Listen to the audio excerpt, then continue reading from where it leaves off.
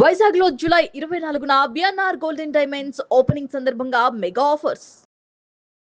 నేను ఇప్పటికి కూడా అడుగుతున్నా, నాకు ఆంధ్రప్రదేశ్లో చిత్ర పరిశ్రమ కావాలి. ఓకే. ఫిల్మ్ ఇండస్ట్రీ అక్కడ కూడా కావాలండి, ఉండాలండి. ఆ ప్రాంతం ఎట్లయితే ఎక్కడ తెలంగాణ సెంటిమెంట్ పెళ్ళుబుకింది, వాళ్ళ పార్టిసిపెన్సీ కూడా ఉండాలి, వాళ్ళ యొక్క గుర్తింపు కూడా ఉండాలి, ఆత్మగౌరవం, ఇవన్నీ పాయింట్స్ అవుతాయి రేపు పొద్దున. ఇప్పుడు అక్కడ కళాకారులు కూడా నాన్ లోకల్ అవుతాయి. ఇప్పుడు మనం అంటున్నాం కదా, తమిళ వాళ్ళు వస్తున్నారు, రేపు పొద్దున ఏమంటారు, ఆంధ్ర వాళ్ళు వస్తున్నారు అంటారు, లేదంటే తెలంగాణ వాళ్ళు వస్తున్నారు అంటారు. సో ఎవరిది వాళ్ళకు ఉండాలి కదా. అలా అక్కడ చిత్ర పరిశ్రమ కూడా ఉండాలని కోరుకుంటా. ఈ ప్రాంతం నాకు కడుపులో పెట్టుకొని చూసుకుంది నన్ను. దీనికి ఎప్పుడు నేను కృతజ్ఞుడై ఉంటాను. నేను ఎప్పుడు నేను తెలంగాణ ప్రాంతానికి నేను ఎప్పుడు కూడా సాష్టాంగ నమస్కారం చేస్తాను. కానీ నా ప్రాంతంలో కూడా పరిశ్రమ ఉండాలి, అది నా కోరిక. ఎక్కడన్నా కూడా నేను ఆంధ్ర వాడినే కదా, నా ఐడెంటిటీని నేను వదులుకోలేను కదా, వదులుకున్న పోదు కదా.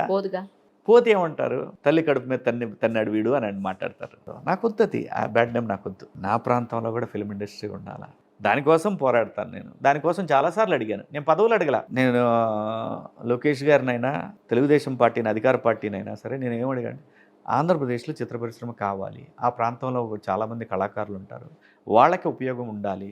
వాళ్ళు ఇంకో చోటకు వచ్చారంటే వాళ్ళు లక్షలు పెట్టుకొని ఇక్కడికి వచ్చి ఉండలేరు. ఇవాళ హైదరాబాద్లో బతకాలంటే సామాన్యమైన విషయం అండి. అక్కడి నుంచి వచ్చి రూములు తీసుకొని అవకాశాల కోసం వెయిట్ చేసి, ఇది రేపొద్దున ఇప్పుడు అక్కడ అన్ని రంగాలకి ప్రయోజనాలు చూపిస్తున్నారు. పరిశ్రమ కూడా ఉండాలి అనేది నాకు బలమైన కోరిక అండి. సో దానికోసమే నేను అడుగుతున్నాను తప్ప నేనే పదవులు అడగలేదు, అడగబోను అంటే రేపొద్దు మళ్ళీ అడిగితే లేనిపోయి తలకాయ నొప్పి అవన్నీ మాట్లాడకూడదు. ఒకసారి స్టేట్మెంట్ ఇవ్వకూడదు. అందుకే క్లారిటీ ఎలాంటిది అడుగుతానంటేనండి, నేను దానికి ఉపయోగపడగలనంటేనే అడుగుతాను తప్ప, దానివల్ల నేను ఏమైనా చేయగలను అని అనుకుంటే తప్ప, ఊరికే సొల్లు మాటలు చెప్పి నేను అడగబోను, అది కూడా కరెక్ట్ కాదు. కానీ నాకే స్వార్థం లేదు. ఉన్నట్టయితే ఈ పాటికి నేను బీజేపీలోనే ఉండేవాడిని. బీజేపీలో నా స్థాయిలో ఉండేది మీ అందరూ తెలుసు. లేదంటే టీడీపీకి పోయి ఏ విధంగా అయినా సరే నేను నిలబడతానని చెప్పి గట్టిగా పట్టుబట్టేవాడిని, ఏదో విధంగా ఖర్చు పెట్టి గెలిచేవాడిని. అలా లేదు కదా నాకు అలాంటి ఆలోచన. నాకు బంగారంలాగా నన్ను ఆర్టిస్ట్గా గుర్తించింది తెలుగు సమాజం. నేను మంచి ఆర్టిస్ట్గా, నాకు మొన్నే గదర్ అవార్డు వచ్చింది, తెలంగాణ ప్రభుత్వం నాకు గదర్ అవార్డు ఇచ్చింది. సో ఇన్ని నాకు నటుడిగా నాకు ఇంత అవకాశం ఇచ్చినప్పుడు ఇంకో దానికోసం ఎందుకు పోకలాడాలి? సమాజం గురించి మాట్లాడటం నా బాధ్యత, నేను ఖచ్చితంగా మాట్లాడతాను. రేపు పొద్దున ఏదైనా అవకాశం వచ్చినప్పుడు నేను ఇదైతే బాగుంటుందండి, నాకు ఇవ్వండి, నేను ది బెస్ట్ చేసి చూపిస్తానని కూడా అడుగుతాను. దాంట్లో తప్పులేదండి. పదవుల్లో ఉండి దానివల్ల ఎలాంటి లబ్ధి పొందాలనే ఆలోచన ఉంటే నా వ్యక్తిగతంగా అది తప్పు. నేను ఆ పదవి తీసుకొని దాన్ని 10 times దాన్ని డెవలప్ చేయగలను అనుకుంటే వెళ్తానే తప్ప, లేకపోతే నేను అది కూడా ఎక్స్పెక్ట్ చేయనండి. నేను పనికిరాను దానికి, ఎందుకు ఊరికే ఏదో హోదా కోసం మనకు పదవి కావాలి, అలాంటి ఆలోచన నాకు మొదటి నుంచి లేదు, రేపు కూడా ఉండదు. ఇంకోటి ఏంటంటే, ఏదైనా లాక్కోవాలంటే నాకు భయం. నాకు వద్దు, మనది కానీ ఎందుకండి మనకెందుకు. ఫైనల్లీ చెప్పండి, మావిగాన్ అనే వర్డ్ ఎందుకు వచ్చింది, అసలు ఎట్లొచ్చింది? అంటే నేను అనేది, మన టైం బాగాలేనప్పుడు మనం రకరకాలుగా మాడతామండి, అది ప్రాబ్లం. అంతే, టైం బాగాలేదు. ఆయన ఉద్దేశం మచిలీపట్నం, విజయవాడ, గుంటూరు అన్నారు కదా, అది అప్పుడు ఎందుకు అనలేదు అంటారు ఇప్పుడు ప్రజలు. అసలు ఈ ప్రాంతమే వద్దన్నారు మీరు. మరి ఇప్పుడు ఇక్కడ ఈ మూడిట్లో అయినా మనం బిల్డింగ్లు కట్టాలి కదా, మళ్ళీ అడ్మినిస్ట్రేషన్కి ఏదైనా కానీ, హైకోర్టులకు కానీ, ఏదైనా కానీ బిల్డింగ్లు కట్టకుండా. అదే నేను అంటున్నానండి. అసలు ప్రాబ్లం ఏంటో మనం కూర్చొని రియలైజ్ అయితే కదా, అనలైజ్ చేసుకుంటే కదా మనం ఏం చేయాలనేది. మనకి మీడియా సపోర్ట్ ఉండొచ్చు, మన దగ్గర డబ్బులు ఉంటే మీడియా సంస్థలు మనకు సపోర్ట్ చేయొచ్చు, మనం ఏమని చేయొచ్చు. కానీ ఇక్కడ ప్రజలు, వాళ్ళ అవసరాలు, వాళ్ళ ఆలోచనలకు అనుగుణం అనేది కొన్ని పదాలు ఉంటాయి. వాటి ప్రకారం ఆలోచిస్తే ఇవన్నీ మీకు హెల్ప్ అవ్వచ్చు. మీ డబ్బు, మీకున్నటువంటి మీడియా సంస్థలు, లేదంటే మిమ్మల్ని సపోర్ట్ చేసేవాళ్ళు, వీళ్ళందరూ. కానీ మన ఆలోచన కరెక్ట్గా లేనప్పుడు ఏది సహకరించదు, ఏది చేసినా కానీ వికటిస్తుంది. అది ప్రాబ్లం. సో టైం బ్యాడ్, అంతే. నేనైతే సింపుల్గా అదే అనుకుంటానండి. ఆయన గట్టి అవకాశం ఇచ్చారు, చాలా పెద్ద అవకాశం ఇచ్చారు. టైం బ్యాడ్, అంతే. అంతకన్నా ఏం మాట్లాడాలి? సింపుల్ అండి, అంతే. Time bad. గట్టి అస్త్రం ఇచ్చారు. అధికార పార్టీకి మాత్రం చాలా పెద్ద అస్త్రం ఇచ్చారు. ఎంత బలంగా. ఇప్పుడు అమరావతికి కూడా అంతే అండి, ఆయన టెంట్లో ఇచ్చారు అక్కడ, మాకు 3 రాజధానులే కావాలి, ఇది వద్దు అని. ఏమైంది? వికటించింది. అగెన్స్ట్గా వెళ్ళకూడదండి నేచర్కి. ఎవరైనా సరే అగెన్స్ట్గా వెళ్ళకూడదు.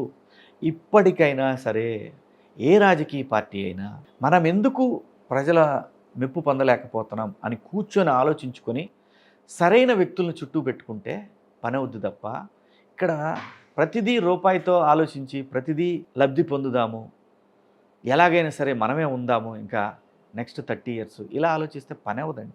ఎవ్వడు ఉండలేడండి. బయటికి వెళ్తే ఉంటామో పోతామో తెలియదు, ఓ ఫ్లైట్ ఎక్కితే దిగుతామో లేదో తెలియదు. ఏది శాశ్వతం? ఎందుకు ఆలోచించాలి అలాగా? అదే ఇప్పటికి కూడా జగన్ గారు కూర్చొని అసలు ప్రజలు ఏమనుకుంటున్నారు, మేమేమనుకుంటున్నాం, మనకే ఎందుకు ఇలా అవుతుంది, నేను ఎందుకు అందరితో మాట్లాడలేకపోతున్నాను, నేను కొంతమందినే పిలిచి వాళ్ళు ఏం అడగకుండా నేను మాత్రమే మాట్లాడుతున్నాను, ఇవన్నీ అందరు గమనిస్తారు కదండి. నేనంటాం కదా, అందరు గమనిస్తారు కదా. అది ఎందుకు ఆలోచించట్లేదు నాకు ఇప్పుడు కూడా అర్థం కాదు. మావిగన్ అనేది డెఫినెట్గా టైం బ్యాడ్ వర్డ్. ఆయన చాలా పెద్ద అవకాశం ఇచ్చారు ఆయన. అంటే సోకాళ్ళు కొంతమంది హైదరాబాద్ బేస్డ్ జర్నలిస్టులు వాళ్ళు స్వార్థమే తప్ప, వాళ్ళకు వచ్చే ఇన్కమే తప్ప ఆ రాజకీయ పార్టీ నిలబడాలి, దాంతోపాటు మనం కూడా ఎదగాలనే ఆలోచన ఎవరికీ లేదు. నేను ఇది క్లియర్గా చెప్తున్నా జగన్మోహన్ రెడ్డి గారికి.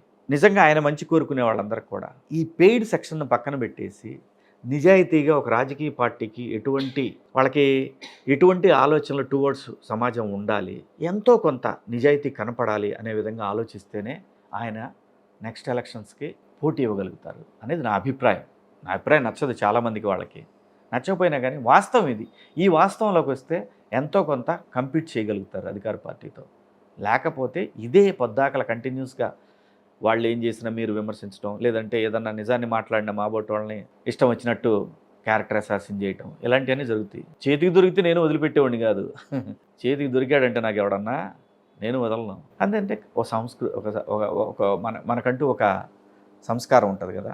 సో మనం ఎక్కడో కూర్చొని ఇష్టం వచ్చినట్టు మనం వీడియోలు చేసి పంపించి అది ఇక్కడికి వచ్చి ఎందుకు, ఎవరి కోసం మాట్లాడుతున్నాం, ఏం మాట్లాడుతున్నాం మనం? ఇప్పుడు నేను ఇందులో చంద్రబాబు నాయుడు గారికి ఉపయోగపడేది ఏముంది చెప్పండి? నేను ఇలా మాట్లాడినందువల్ల నేను టువర్డ్స్ సమాజమే మాట్లాడుతున్నాను, టువర్డ్స్ పబ్లిక్ గురించే మాట్లాడుతున్నాను. పోనీ ఆయన గెలిచినందువల్ల నేను పదవి ఏమైనా పొందానా, లేదంటే పదవి వల్ల నేనేం లబ్ధి పొందానా? లేదు కదా. ఎస్, ఆయన ప్రూవ్డ్ లీడర్. ఆయన మీరు ప్రూవ్ చేసుకోవాలంటే ఎంత హార్డ్ వర్క్ చేయాలి, ఎంత సపోర్ట్ చేయాలి ఆయనకి. మీరందరూ కూడా వీడియోస్ కింద కమెంట్స్ పెట్టేసుకొని ఇష్టం వచ్చినట్టు చేయాలి. బుల్షిట్ అదంతా దేనికి ఉపయోగపడదు, అస్సలు పావలా బిళ్ళకు ఉపయోగపడదు. Entertainments, it's like A kind of sadistic entertainment, అంతే తప్ప ఇంకేం ఉండదు. రైట్ అండి, థ్యాంక్ యూ అండి. చాలా మంచిగా అంటే అమరావతి రాజధాని అయిన తర్వాత ఫస్ట్ మీ హ్యాపీనెస్ని ఎంత బాగా తెలియజేశారు. అలాగే గద్దర్ అవార్డు తీసుకున్న తర్వాత ఇచ్చినటువంటి ఫస్ట్ ఇంటర్వ్యూ అనుకుంటా. అవునండి, కదా, వాస్తవం. దానికి కూడా హార్టీ కంగ్రాచులేషన్స్ అండి, గద్దర్ అవార్డుకి కూడా. Thank you. నిజంగా ఈ మధ్య కాలంలో మీరు చేసిన మూవీస్ అన్ని కూడా చాలా చాలా చాలా బాగున్నాయి. థ్యాంక్ యూ నిరుపమ్ గారు. వన్స్ అగైన్ ఆంధ్రప్రదేశ్ ప్రజలందరికీ శుభాకాంక్షలు. నేను ఆంధ్రుడిని, నా రాజధాని అమరావతి. జై అమరావతి, జై ఆంధ్రప్రదేశ్, జై తెలంగాణ. సుమన్ టీవీలో మీ పర్సనల్ అండ్ బిజినెస్ ప్రమోషన్స్ కోసం కింది నెంబర్కి కాంటాక్ట్ చేయండి.